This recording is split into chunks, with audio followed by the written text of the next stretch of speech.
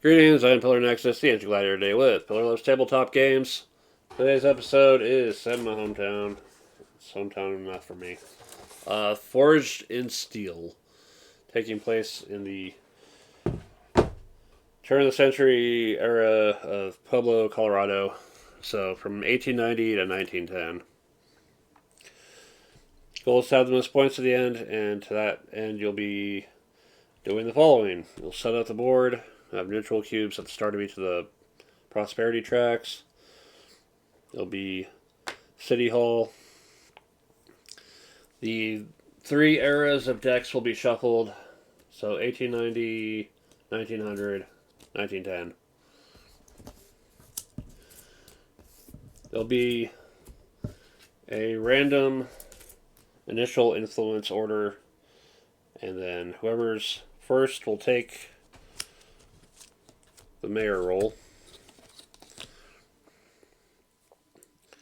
And then we'll get into setting up the north side. Starting with the mayor and going around twice down the influence line. Every player will place two of their houses. The mayor's first house has to go on El Pueblo, which is right next to City Hall. Otherwise, you're limited to staying in the north side. And then the mayor will place 3 city lots adjacent to the houses or City Hall if there's still space. And then each player will get their starting hand of 7 cards from the Era 1 deck. 2 cards will go to a pile called their bank. Those will be retrieved in the next era. They'll discard 1 card, and that'll leave them with a hand of 4. And then, I believe, is when the select rolls step happens, the remaining 4 rolls of immigration official, mining official, city planner, and mob boss will be selected, starting with the second player in order, continuing on down, and then repeating the process from the top for any remaining. So it means the mayor will have 2 roles. One being the mayor, and the other being the last role that's probably not very appealing. Which kind of balances out the fact that they have 2. The city planner will then take the top cards of the deck equal to the number of players. So 4. Take 1 for themselves, and then from lowest initiative to highest, skipping themselves. Each player will also take an additional card from that set. Quick little side thing, if playing with less than 4 players, 10 cards for every missing player will be taken from each of the 1890 and 1900 decks. But anyway, after that extra card's dealt out, each player will take a mansion and place it wherever the hell they want. Going forward, lots will be built extending from the city grid, which is here and any mansion in play.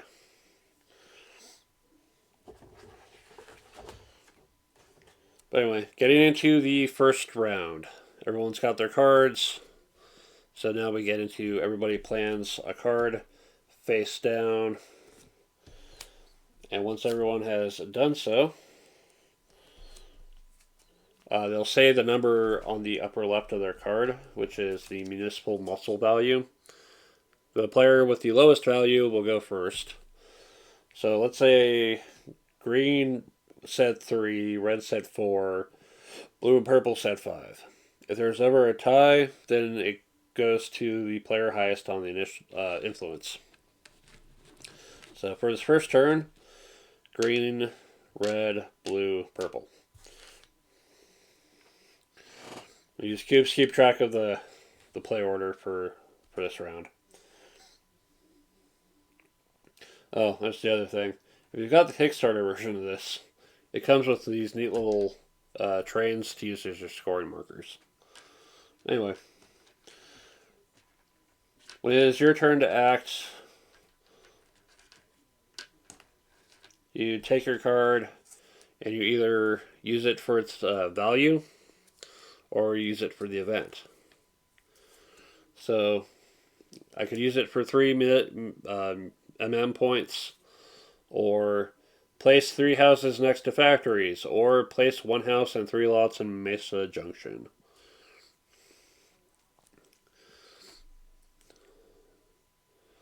So I could do it for that event and just set things up for later.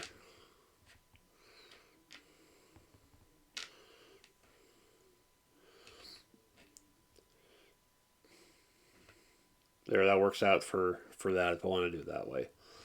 Otherwise, I can just use it for the points. So, using the card for the points, building a lot. A lot has to come from the city grid adjacent or extend out from a mansion. And it's 1 point to do so.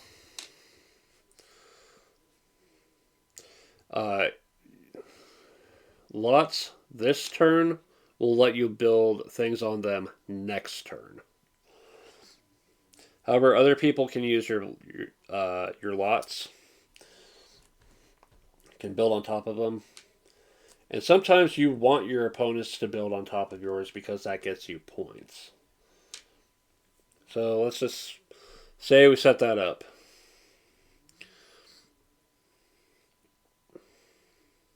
We set that up.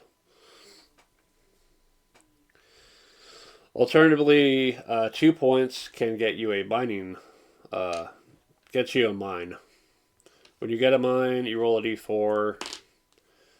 You get that many victory points, and then if you roll a 3 or higher, you get unrest. Unrest, once it reaches 8, sets off a riot, which we'll get into later. But yeah, each space will be occupied by a single cube, and affect players based on how many cubes are there.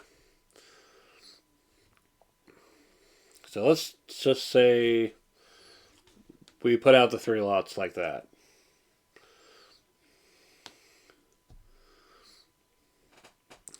All right. Alternatively, there's, again, building after the cube's already been there on the lot. A house. Build a house. Whoever cube it was, if it wasn't you, gets a point. City lots provide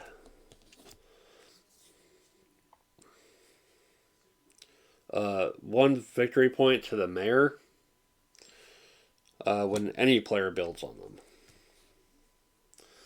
So let's say for our first, we use that card for the 3 points. And we build these 2 lots, and we build on this this one here. So the mayor gets a point because I built on their city lot. And now this is fully built. Things that are fully built matter for things like commercial buildings, which we'll get into. But building a house is 1 point.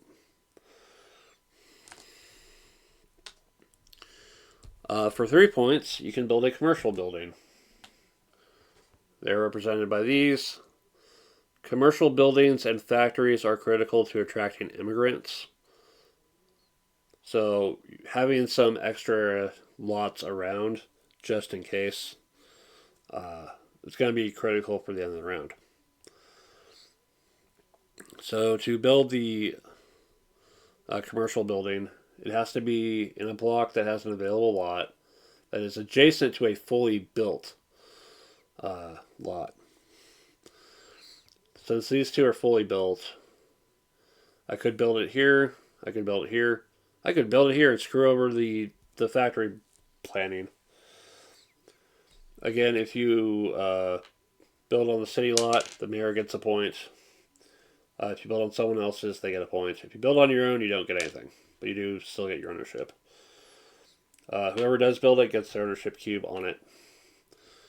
And having commercial buildings next to your houses is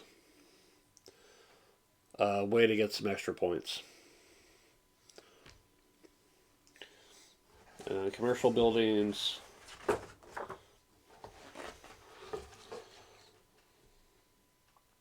will be worth points based on the value here. Yeah, doesn't raise the track at all. Mines will be worth points based on this track. Commercial buildings worth points on this track. Factories worth here. So let's get into factories. Oh yeah. Factories cost 2. They require 2 adjacent lots. And it has to be zoned to the factories.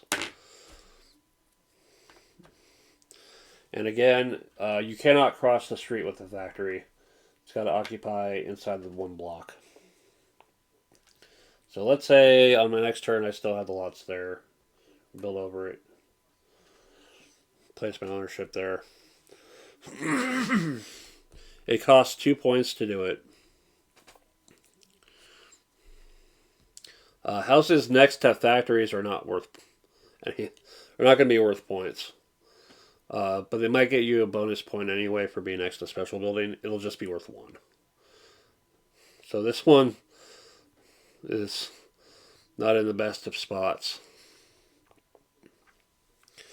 Yeah, ever play SimCity and put your residential area next to industrial zone? It kind of sucks.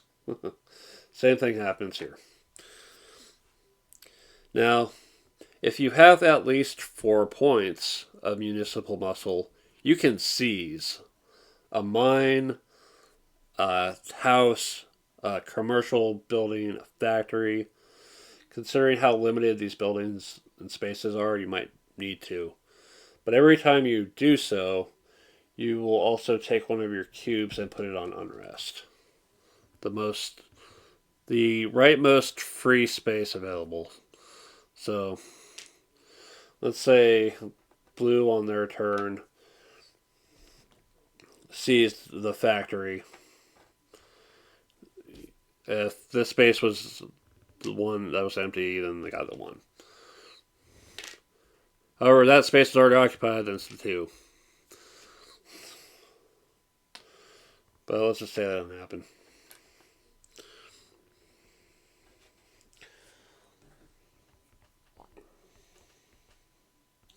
Yep.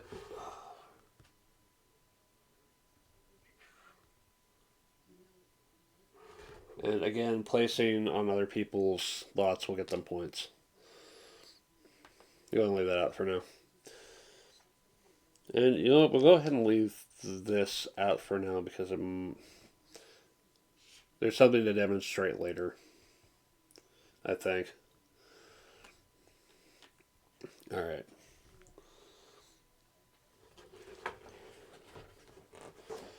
Alright. Again, if you didn't build, you can play as the event card. And if it has headline in it, it'll go out here. So, labor, for example. So, play the card as the event. Place a commercial building score VP equal to the unrest level. And then it goes in headline space. And headlines will affect the rules of the round until the era is over. So, when an opponent builds or places a factory, you score 2 VP. Now, other people playing headlines will shove this card down. And then if another one is added, well, that's at the end. It gets removed from the game. There's the other thing. Playing cards with events as the event, if it doesn't have the arrow in the bottom left, little cycle, it gets removed from the game instead of put in the discard pile. To the extent that cards affect the discard pile, I don't know. I haven't really checked yet. But we'll get into that at some point.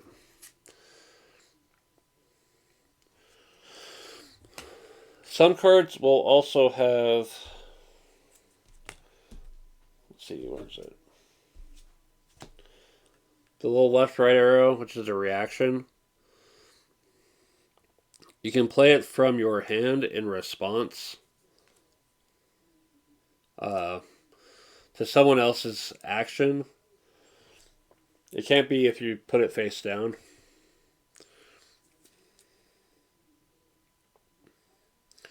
It might specify things, it might not, like fire. So, like, let's say you're responding to someone who's about to take their turn. You respond with fire and then remove a building or park and possibly destroy some other things in the process.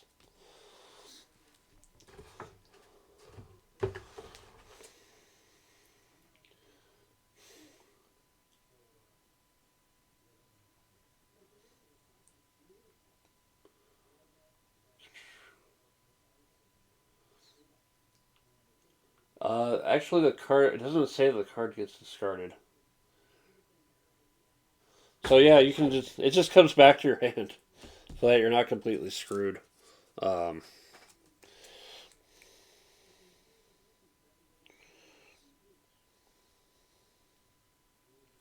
yeah. So if someone has fire in their hand, they can just cause absolute havoc for that era. Anyway, once everyone's resolved their cards, and it'll repeat again. Select a card, announce the number, refigure the turn order. Eventually, everyone's placed all 5 of their cards, and then I'll go into immigration. So calculate immigrants coming into the town. To do that, you add up the number of commercial buildings and the number of factories. At 1 to 5, it's 1 per player. Actually, let me double check that. Yeah. Yeah, 1 to 5, it's 1 per player. At 6 to 10, it's 2 per player.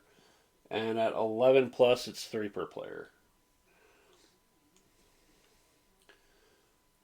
Starting with the immigration official and then proceeding down the line, skipping over them. You'll have to place houses on any available lots. Again, if it's someone else's lot, they'll score a victory point. Or the city's, the mayor will score one. Equal to the requirements. So right now, we only need 1 immigrant per player. The immigration official will also place an additional house. So hopefully there will be 5 lots out, 5 open lots for houses to go on before the turn's over. Otherwise, any immigrants that can't be placed, that player will place cubes on the unrest. Once, if a riot is set off during immigration, immigration ends completely for the turn, and the riot's resolved. So let's actually get into that.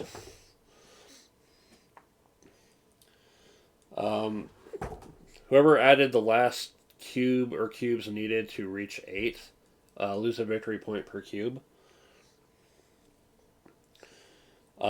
Every cube on the track is -1 victory point to that player. And then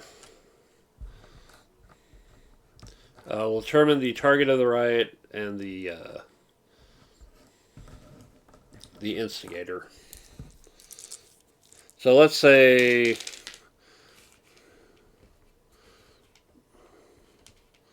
this was how the track ended up.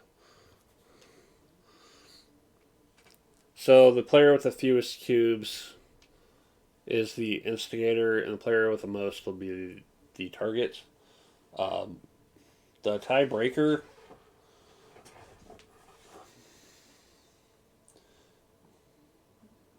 for target is highest in influence, and then the tiebreaker for instigator is the lowest on influence. Yeah. The instigator will select a lot with a structure owned by a riot target, whether it's house, factory, commercial building, mansion. And then rolls a d4 and adds 1 if it's 1900 or 2 if it's 1910. So this era, we got the roll of 3. So they start they pick their starting structure as long as it's like connected to the city grid, which includes a mansion. It's 2 points to take down a mansion or a factory. It's 1 to take down a house or a commercial building. And then if there's any leftover points, they'll just continue on until they run out of points. Yeah.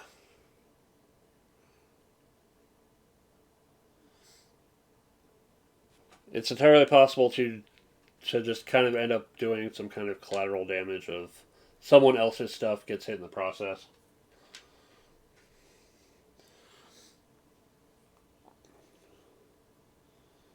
So it'll start with a target and then possibly spill over into other people's stuff. But once that's done, once all the points are spent, the unrest will clear. And then we'll go into county assessment after immigration. So, first off,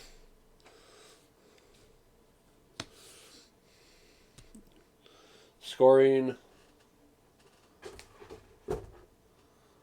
mining. Each player counts the number of mines they personally own and multiply it by the prosperity level and get that many victory points. The mining official scores an additional VP per mine to a maximum of 4. Industrial. Count your factories and multiply times the prosperity level. And then commercial. Count your commercial buildings and multiply them times the prosperity level. So here are the tracks. Mining is going to be low, period. It's going to stay low. Commercial is going to do a little bit better than mining, but in the long run, you want to go for industry and you want to try to get it up here.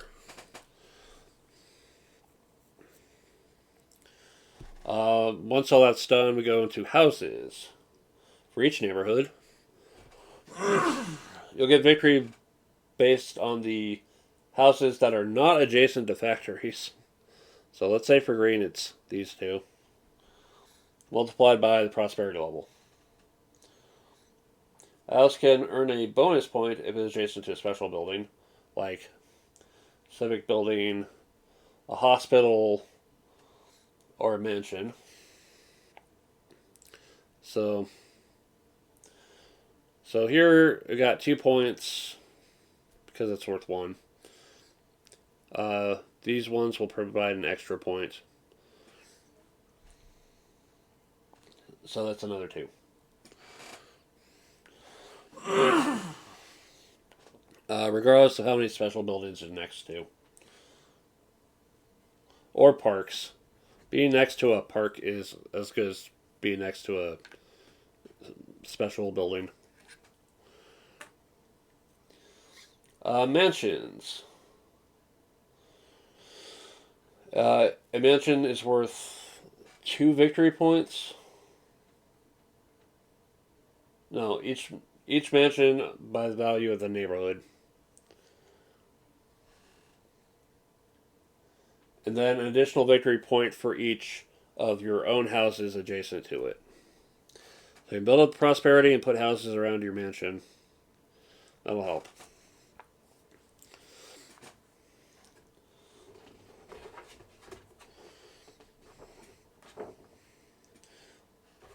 Headline cards that have special end of era points will be scored at this point too. And finally, after the scoring is done, if it's not the last era of the game, we go into an election. Your houses and commercial buildings cast 1 ballot. Your mansion casts 2. The player that casts the most ballots for themselves will get the votes, which are determined by the number of civic buildings plus 1. So north side is worth 2 votes. Here, blue has 4 votes. Green has 4 votes. Red has 2. Purple has 2. Factory does not provide votes.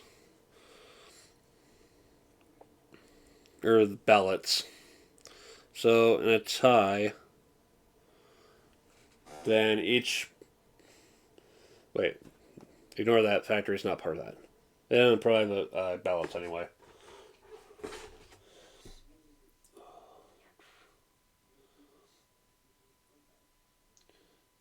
If multiple players are tied, then they each receive all the votes from that neighborhood. So blue and green are each getting 2. So you can keep track of that with cubes on the newspaper. Those are campaign coverage. Nothing here. Red gets 2 ballots and 1 vote. Purple gets a vote. Green gets a vote. And hey, Green's now it's now the new mayor. Alright. So new turn order will be, or new influence order. Player with the most votes.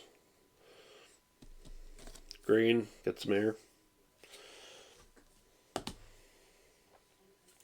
All the rolls will be passed back in after doing the new influence order. Blue had the second most. And then, since red and purple are tied, it goes off of the previous influence order. And then they'll go into the next round, drawing from the new era. Drawing 7 cards plus the 2 from the bank. Putting 4 into their bank. Discarding 1 and keeping 4. And getting the city planner extra. And then the third era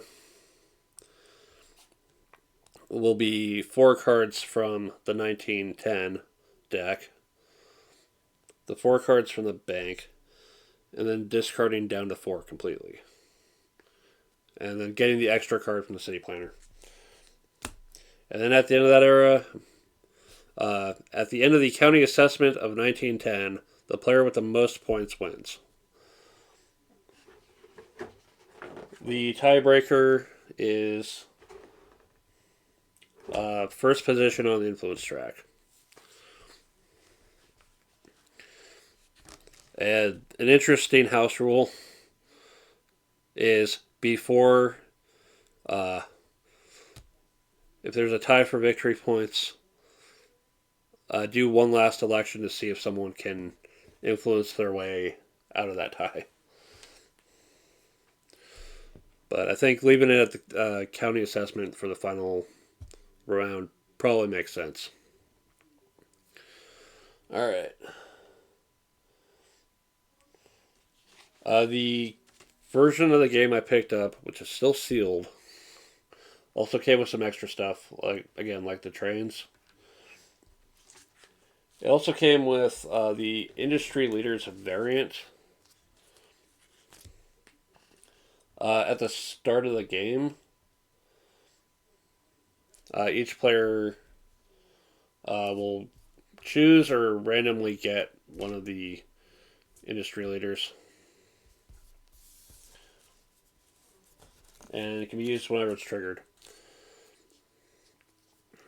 So the alderwoman, whenever a park, civic building, or hospital is placed, score 1 VP and place a lot.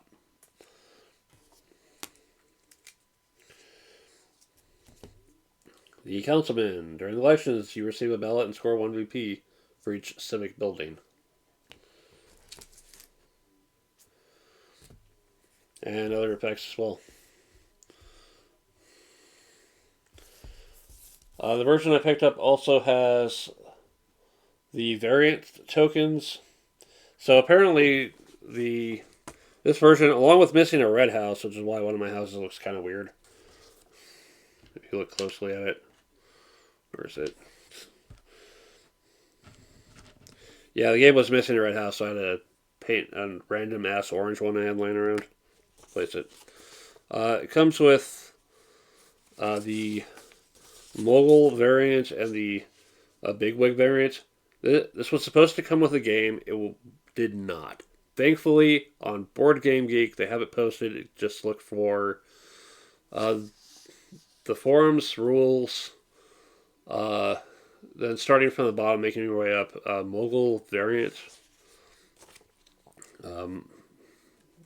It should have the image that I ended up saving, print screening the image and like putting it in paint and just printing it out black and white. Only 10 cents. So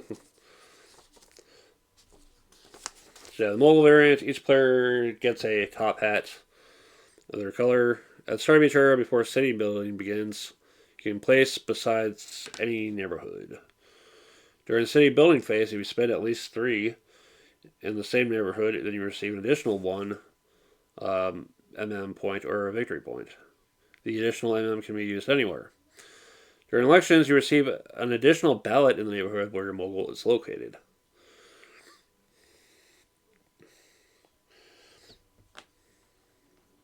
So it's a little bit of extra political power or other capabilities.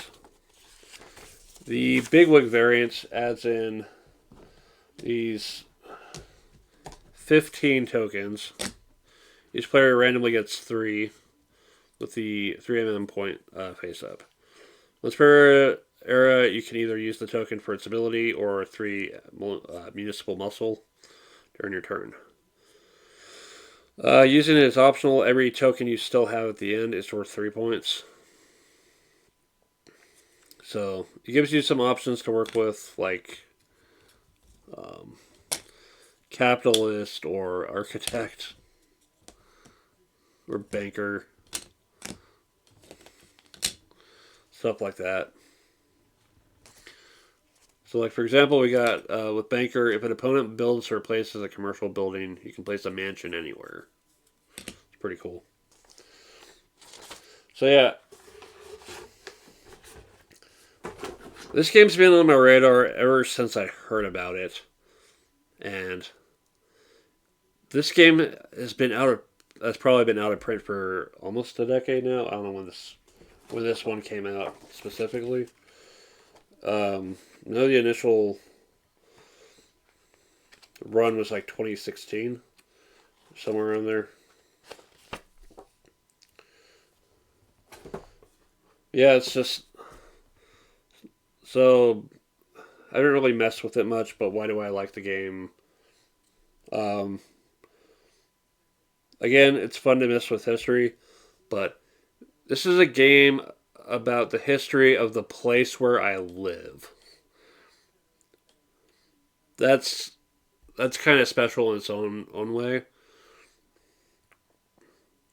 And when other cities just end up with a random ass Monopoly clone, it's kind of reassuring to see someone actually put in the fucking effort and make a game about capturing the actual history of your city. You know, game wise, just the kind of GMT style of play a card, do it for the points, or do the event kind of thing is always nice to revisit in other games. I still feel kind of bad that I didn't do Here I Stand the justice that it deserved. That's probably one of the videos I look back and was like, I should have done a better job with this one. I rushed through that one. So I wanted to do this one better.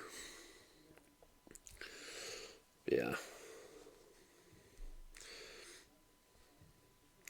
Yeah, it's an interesting game, and I wish it was more widely available. It's kind of see, I don't really mess with Kickstarter, so it's like okay, I miss out on these games because I'm afraid that something's going to happen on the one thing I back, and it goes up in flames or whatever, or it ends up not being as interesting as they said it was going to be, or I'm waiting through 2-3 years and just radio silence. I'd rather be able to go into a store and just buy the game off the shelf. But if there are things like this that are worth looking for on a place, like on a crowdfunding site, maybe I'll start keeping my eyes open for things that capture my interest, like this one does.